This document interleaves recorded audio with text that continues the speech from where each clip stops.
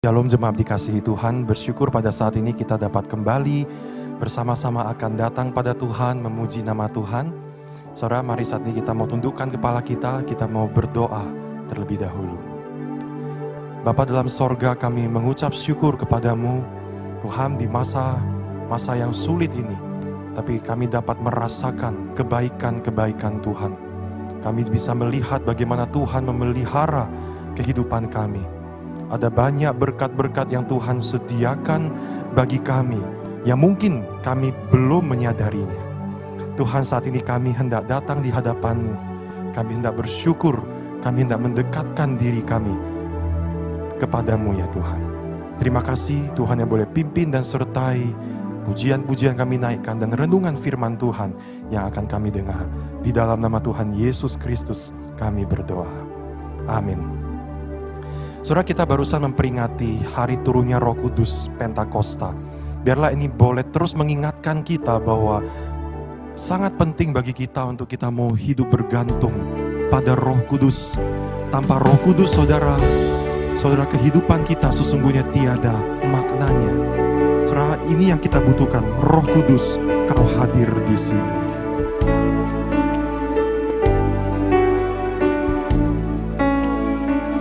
Bersama-sama kita katakan, Roh Kudus. Roh Kudus, Kau hadir di sini.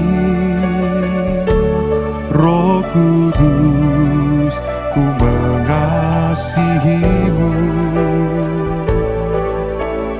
Kau lembut, Kau manis, Kaulah penghiburku, penolongku, diutus Bapakku. Sekali lagi, Roh Kudus, Kau hadir di sini. Roh Kudus, ku mengasihi-Mu. Kau lembut, Kau manis, Kaulah penghiburku, penolongku, diutus Bapakku. Mari kita buka hati. Ku buka hati untuk Roh-Mu Tuhan. Ku buka hati menyembah-Mu Yesus. Jamahlah kami, penuhi kami dengan kuasa Allah Maha Tinggi.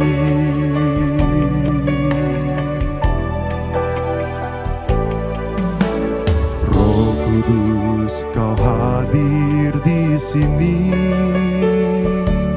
Roh Kudus, ku mengasihi-Mu. Kau lembut, Kau manis, Kaulah penghiburku, penolongku, diutus Bapakku. Mari kita buka hati. Ku buka hati untuk Roh-Mu Tuhan. Ku buka hati menyembah-Mu Yesus. Jamahlah kami, penuhi kami dengan kuasa Allah Maha Tinggi. Ku buka hati untuk Roh-Mu Tuhan. Ku buka hati menyembah-Mu Yesus. Katakan, jamahlah, jamahlah kami, penuhi kami dengan kuasa Allah Maha Tinggi. Dengan kuasa Allah Maha Tinggi.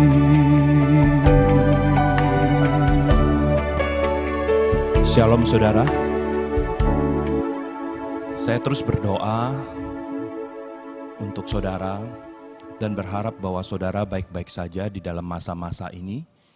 Dan saudara juga boleh terus mendekatkan diri kepada Tuhan.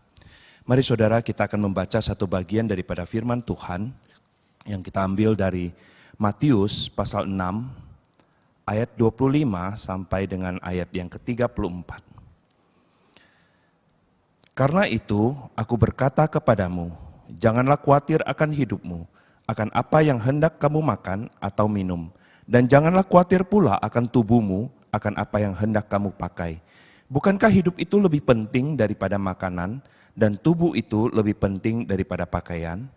Pandanglah burung-burung di langit yang tidak menabur dan tidak menuai, dan tidak mengumpulkan bekal dalam lumbung, namun diberi makan oleh Bapamu yang di sorga.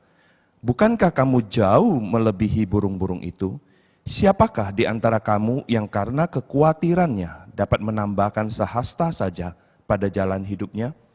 Dan mengapa kamu khawatir akan pakaian? Perhatikanlah bunga bakung di ladang yang tumbuh tanpa bekerja dan tanpa memintal. Namun aku berkata kepadamu, Salomo dalam segala kemegahannya pun tidak berpakaian seindah salah satu dari bunga itu. Jadi jika demikian Allah mendandani rumput di ladang yang hari ini ada dan besok dibuang ke dalam api, tidakkah ia akan terlebih lagi mendandani kamu, hai orang yang kurang percaya? Sebab itu janganlah kamu khawatir dan berkata, apakah yang akan kami makan? Apakah yang akan kami minum? Apakah yang akan kami pakai? Semua itu dicari bangsa-bangsa yang tidak mengenal Allah. Akan tetapi Bapamu yang di sorga tahu bahwa kamu memerlukan semuanya itu. Tetapi carilah dahulu kerajaan Allah dan kebenarannya, maka semuanya itu akan ditambahkan kepadamu. Sebab itu janganlah kamu khawatir akan hari besok, karena hari besok mempunyai kesusahannya sendiri. Kesusahan sehari cukuplah untuk sehari. Saudara, Tuhan Yesus mengatakan kepada kita, dan dia tegas mengatakan kepada kita, janganlah khawatir akan hidupmu. Nah, di sini timbul sebuah pertanyaan, saudara. Ya, mungkinkah kita tidak khawatir? Mungkinkah untuk tidak khawatir? Ada yang mengatakan demikian. Yang namanya hidup, yang namanya masih hidup di dalam dunia ini, pasti ada khawatir. Dan ada juga yang mengatakan bahwa jika tidak khawatir, itu berarti dia sudah tidak bernafas lagi, saudara. Nah, memang tidak salah, saudara, tapi hal inilah yang akan kita renungkan, yang akan kita bahas bersama-sama. Mengapa manusia khawatir? Saya akan membaginya menjadi 3 poin, saudara. Yang pertama, mengapa manusia itu khawatir?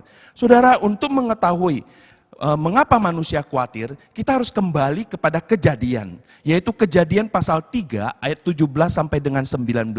Di sana dikatakan apa? Lalu firman-Nya kepada manusia itu, karena engkau mendengarkan perkataan istrimu dan memakan dari buah pohon yang telah kuperintahkan kepadamu, jangan makan daripadanya, maka terkutuklah tanah karena engkau. Dengan bersusah payah engkau akan mencari rezekimu dari tanah seumur hidupmu. Semak duri dan rumput duri yang akan dihasilkannya bagimu, dan tumbuh-tumbuhan di padang akan menjadi makananmu. Dengan berpeluh engkau akan mencari makananmu sampai engkau kembali lagi menjadi tanah, karena dari situlah engkau diambil, sebab engkau debu dan engkau akan kembali menjadi debu. Ketika manusia jatuh ke dalam dosa, Tuhan mengusir mereka dari Taman Firdaus, dan karena dosa itu maka tanah dikutuk oleh Tuhan. Sehingga saudara, dari perkataan dengan bersusah payah engkau akan mencari rezekimu dari tanah seumur hidupmu. Semak duri dan rumput duri yang akan dihasilkannya bagimu. Apa artinya ini, saudara? Artinya adalah ketika kita bersusah payah, ketika kita mengolah tanah, tanah belum tentu memberikan hasil seperti yang kita inginkan.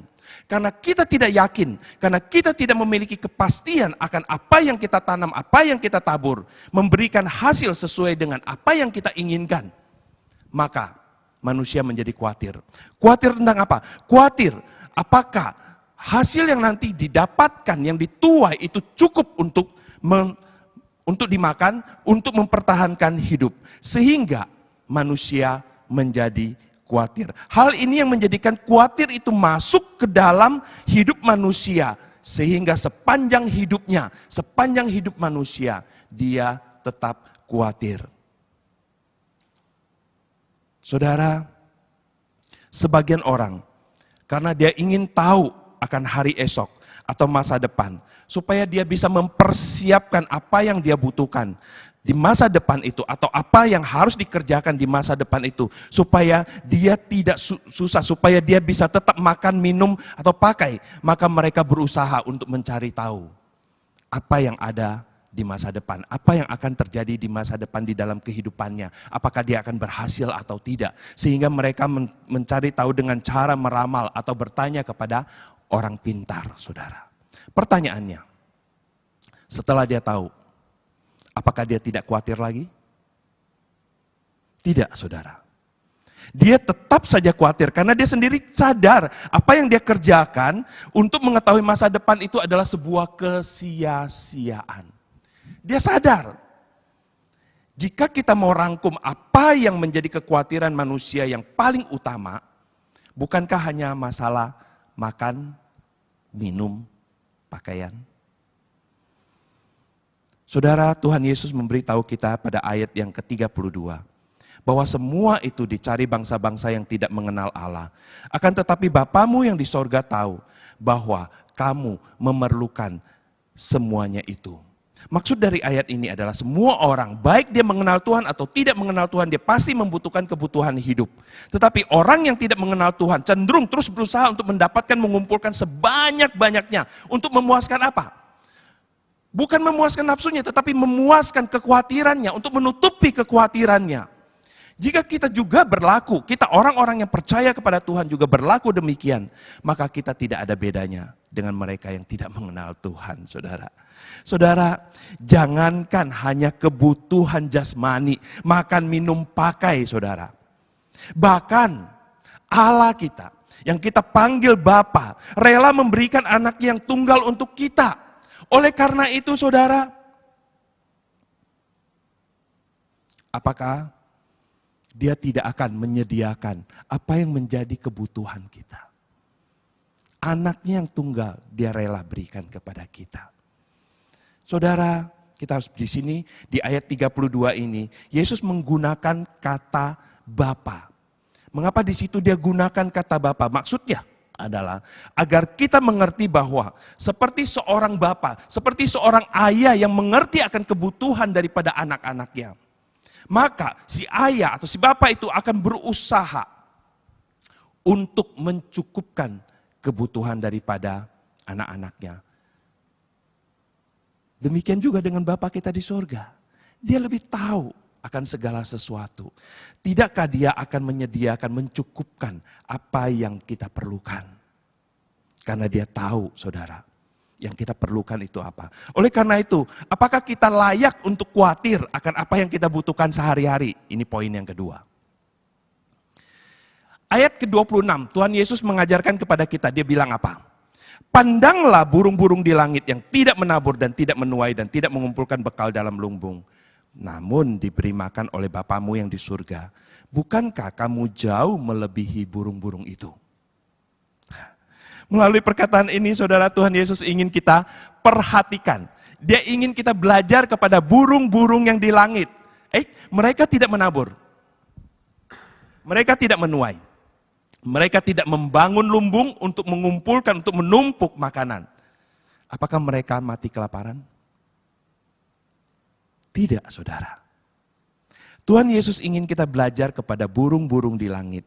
Mereka percaya Bapa menyediakan makanan untuk dia. Pertanyaannya adalah, permasalahannya adalah, apakah burung-burung itu hanya menunggu di dalam sangkar dan tidak terbang keluar? Tidak. Yang Tuhan Yesus ingin ajarkan kepada kita, lihat, pandang burung-burung di langit, bukan burung-burung di dalam sangkar, tetapi burung-burung di langit. Mengapa? Karena burung-burung itu tidak diam. Dia harus mengepakkan sayapnya, dia harus terbang keluar, dia pergi mencari apa yang sudah Bapa sediakan buat mereka. Demikian juga dengan kita, saudara. Maksud dari perkataan ini adalah, mari kerjakan bagian kita. Yang menanam tetaplah menanam, yang mencangkul tetaplah mencangkul, yang menuai tetaplah menuai, yang bekerja tetaplah bekerja. Dan kita juga harus belajar percaya kepada Tuhan, percaya kepada Bapa. Bahwa ketika kita mengerjakan bagian kita masing-masing, maka Tuhan akan mencukupkan apa yang menjadi bagian kita. Saudara, kata cukup ini adalah relatif. Bagi orang yang tidak bersyukur, berapa banyak pun Tuhan berikan kepada dia, dia tidak akan pernah merasa cukup. Sebaliknya, bagi orang yang tahu bersyukur, ada makan, ada minum, ada pakai, cukuplah. Dia akan merasa cukup. Tuhan ingin agar kita tidak khawatir, saudara. Oleh karena itu di ayat 34 Tuhan katakan apa? Sebab itu janganlah kamu khawatir akan hari besok. Karena kita memang tidak tahu akan hari besok. Karena hari besok mempunyai kesusahannya sendiri. Kesusahan hari ini cukuplah untuk sehari. Poin yang ketiga.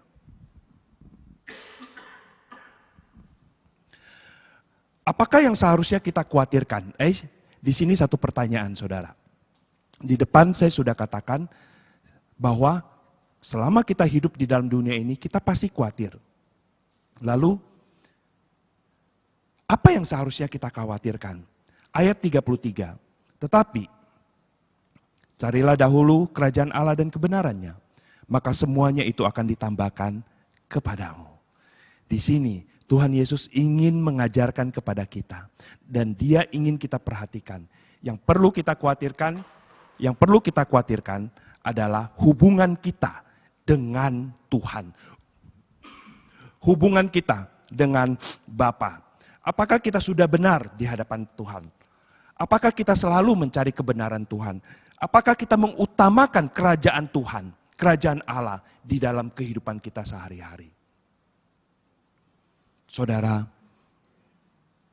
kita patut bersyukur bahwa Tuhan mengatakan ini, memerintahkan ini kepada kita. Janganlah khawatir. Janganlah khawatir akan makan, minum, pakai. Tetapi khawatirlah akan hidup kita di hadapannya. Hidup kita di hadapan Bapa. Inilah yang seharusnya, yang selayaknya saudara, kita khawatirkan. Karena hubungan kita dengan Bapa, hubungan kita dengan Allah yang dibangun oleh Yesus Kristus yang kita percaya yang kita terima sebagai juru selamat pribadi kita. Dan di dalamnya kita memanggil Bapa kepada Allah. Hubungan ini yang perlu kita khawatirkan. Jikalau kita sudah mengutamakan akan kerajaan Allah dan kebenarannya, maka apa yang kita perlukan, Tuhan pasti akan tambahkan. Ini janji daripada Tuhan. Dan janji Tuhan tidak pernah PHP, saudara. Tidak pernah kasih janji kosong. Kalau istilah saya, saudara, saya sering mengatakan demikian. Tuhan kalau buka cek, tidak pernah cek kosong, saudara. Tidak pernah mental. Pasti berapapun cek itu kita tuliskan, maka Dia akan menggenapkannya. Amin, saudara. Oleh karena itu, saudara, kita sungguh-sungguh harus bersandar kepada Tuhan. Terlebih di masa-masa sulit ini. Terlebih di dalam masa-masa ini. Kita harus mengutamakan hubungan kita dengan Tuhan. Kita harus mengutamakan kebenaran daripada Tuhan. Dan kita belajar hidup takut akan Tuhan. Ketika kita hidup takut akan Tuhan, Tuhan akan memberikan hikmat kepada kita untuk menjalani hari-hari ini, untuk menjalani masa-masa sulit ini. Sehingga saudara, kita bisa melewatinya, sehingga kita bisa melaluinya, bukan dengan kekuatan kita sendiri, tetapi dari kekuatan Tuhan, dari hikmat Tuhan. Ada yang mengatakan demikian, saudara. Wah, usaha saya tidak bisa berjalan lagi. Tetapi ketika dia berserah kepada Tuhan, dia mendekatkan diri kepada Tuhan, Tuhan memberikan dia hikmat. Sehingga dia bisa membuka atau membuat sebuah usaha yang lain. Dan dia masih bisa tetap hidup, tetap membiayai sekolah daripada anak-anaknya. Dan mereka tidak kekurangan. Apakah kita juga ingin mengalami seperti demikian? Saya hanya ingin katakan, dekatkan dirimu pada Tuhan. cari kebenaran daripada Allah dan kerajaan Allah, maka semua itu akan ditambahkan bagimu. Oleh karena itu, janganlah khawatir. Janganlah khawatir. Mari kita berdoa. Segala puji syukur hanyalah bagimu Tuhan, karena Engkau Allah yang baik. Di dalam masa-masa yang sulit ini, Engkau mengajarkan kepada kami untuk tidak khawatir akan hidup kami ini. Tetapi kami harus khawatir akan hubungan kami dengan Engkau. Tuhan, tolonglah kami, pimpin kami, tuntun kami, agar kami boleh semakin mendekatkan diri kepada Engkau. Dan di dalam hidup kami, di dalam keseharian kami boleh belajar ya Tuhan, untuk menyerahkan setiap permasalahan, setiap hal, baik itu kecil ataupun besar, ke dalam tangan-Mu. Dan kami boleh hidup takut akan Engkau. Kami percaya Tuhan, bahwa janji-Mu adalah ya dan amin. Engkau tidak pernah memalingkan kasih-Mu daripada kami. Terima kasih Tuhan. Berkati jemaat-Mu ya Tuhan. Berkati jemaat GKI Citra Garden ya Tuhan. Kiranya Engkau yang boleh terus pimpin mereka. Kiranya Engkau yang boleh cukupkan kebutuhan mereka. Dan biarlah mereka tidak khawatir di dalam hidup mereka. Di dalam nama Tuhan Yesus kami berdoa. Amin. Tuhan berkati saudara.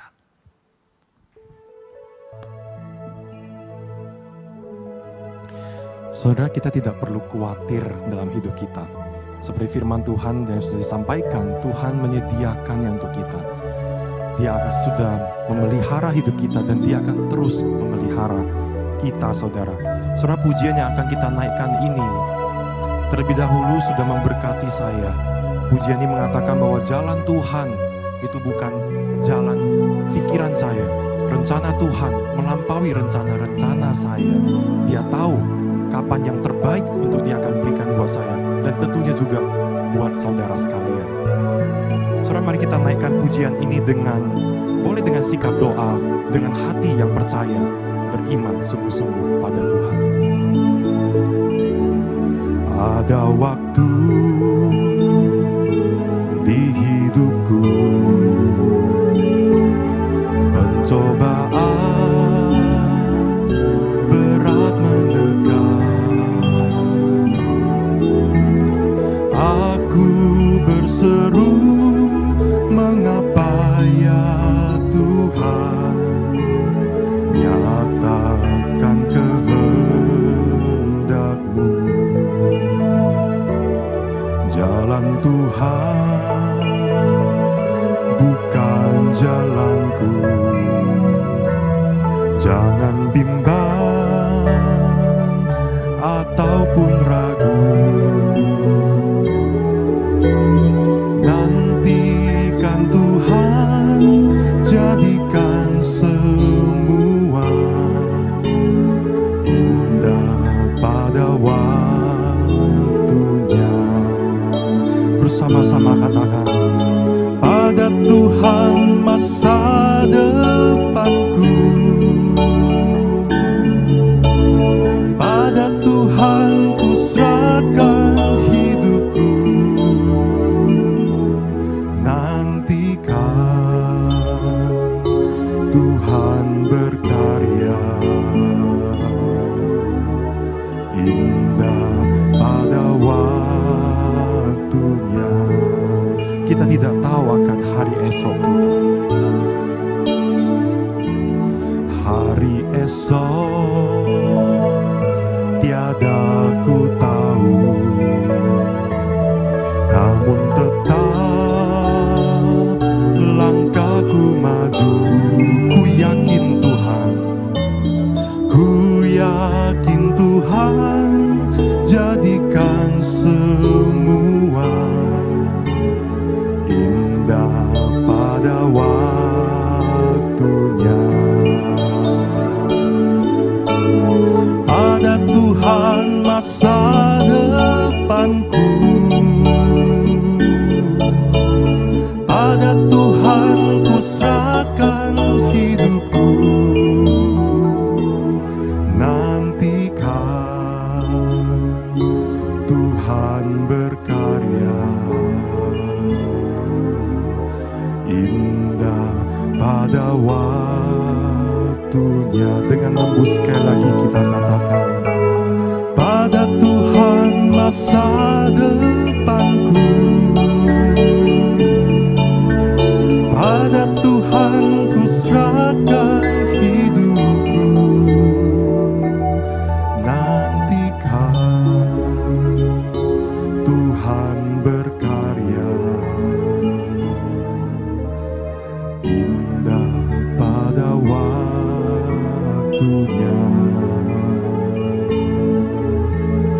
indah pada waktunya.